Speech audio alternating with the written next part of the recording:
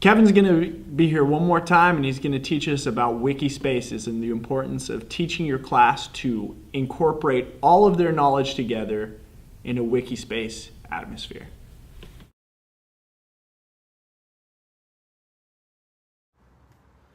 Another online tool I like to use, and this is my personal favorite, is called WikiSpaces.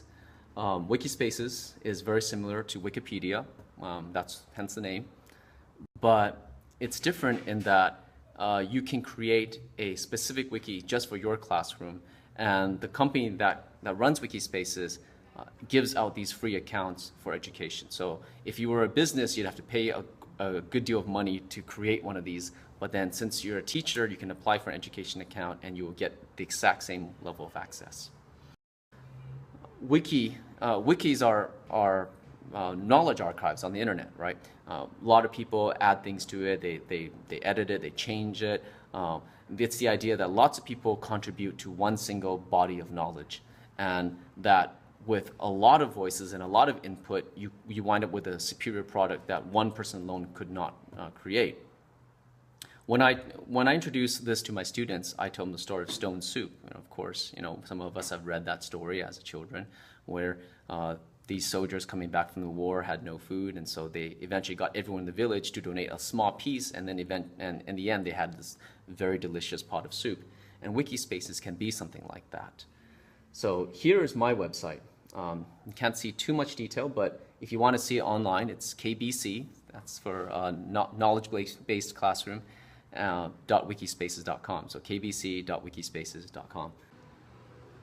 If you go into here, you can see all the units laid out. So this is Unit 2, Unit 4. There were a couple other ones from a different page, but let's say that we want to take a look at the Amy Mullins one right here.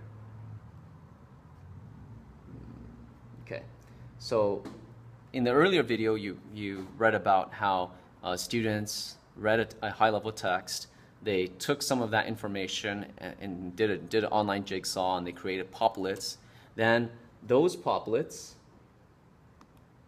were uploaded to, or linked to the WikiSpaces. So now through this WikiSpaces, they can access the poplet. They can read all about it.